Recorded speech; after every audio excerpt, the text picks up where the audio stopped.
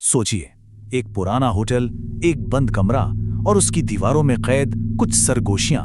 आज हम सब मिलकर एक ऐसी ही दास्तान में उतरेंगे। दास्तान कमरा नंबर 404 की। सिर्फ इतना सा जुमला, ये बस अल्फाज नहीं थे, ये एक वार्निंग थी, उस दहशत की जो आने वाली थी। तो कहानी की शुरुआत होती है शिमला की खूबसूरत धुंध में लिपटी वादियों से। वहीं है ग्रैंड हेरिटेज होटल।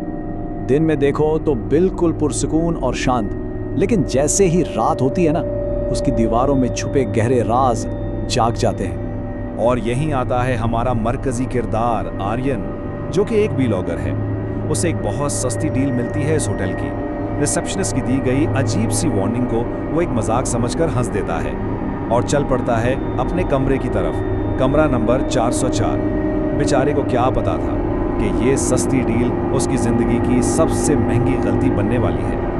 और फिर सूरज डूबता है, होटल पर एक गहरा सन्नाटा छा जाता है। कॉरिडोर्स बिल्कुल खामोश, वीरान, लेकिन कमरा नंबर 404 में कुछ पुराना, कुछ भूला हुआ दोबारा जाग रहा था।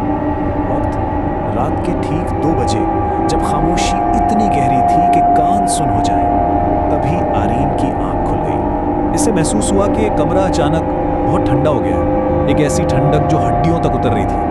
और फिर उसे आवाज आई, बिस्तर के नीचे से कुछ खसर फिसर की। उसने हिम्मत करके नीचे झांका, मगर वहां कुछ भी नहीं था, बिल्कुल खाली। लेकिन जैसे ही वो सीधा हुआ, इसकी नजर सामने ड्रेसिंग टेबल के आईने पर पड़ी।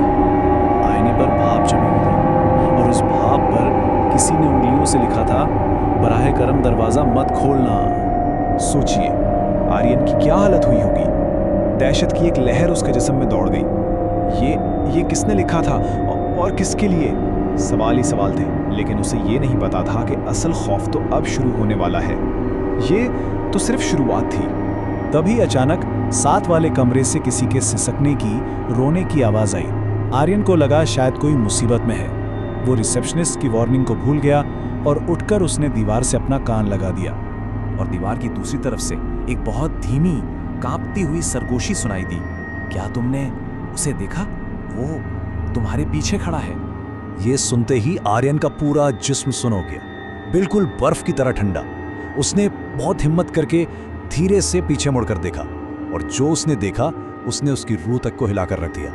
कमरे का वो दरवाजा जिसे इसने खुद लॉक किया था, एक अजीब सी चरचराहट के साथ खुद ब खुद खुल रहा था, बहुत आहिस्ता आहिस्ता। और दरवाजे के उस पार कॉरिडोर में एक लंबा काला साया खड़ा था, सिर्फ एक परछाई, जिसके हाथ इतने लंबे थे कि फर्श को छू रहे थे।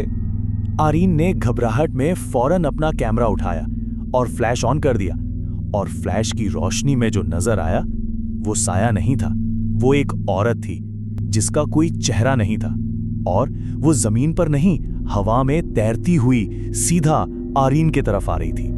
अब कमरा एक जाल था और आर्यन उसमें फंस चुका था। भागने का कोई रास्ता नहीं था। एक छोटी सी वार्निंग जिसको उसने नजरअंदाज किया था, उसकी सजा अब उसे शायद अपनी जान देकर चुकानी थी। उससे पहले कि आर्यन के मुंह से चीख भी निकलती, दरवाजा जोर से बंद हो गया। धड़ाम, लाइट्स चली गई, हर तरफ घुप अंधेरा। और इस अंधेरे में, इस सन्नाटे में उसे अपने कान के बिल्कुल पास वही सरगोशी सुनाई दी। मैंने कहा था ना, जवाब मत देना। तो अब सवाल ये है, क्या आर्यन इस होटल से, इस कमरे से जिंदा निकल पाएगा, या फिर वो भी कमरा नंबर 404 की दीवारों में हमेशा के लिए कैद एक और गूंज बनकर रह जाएगा?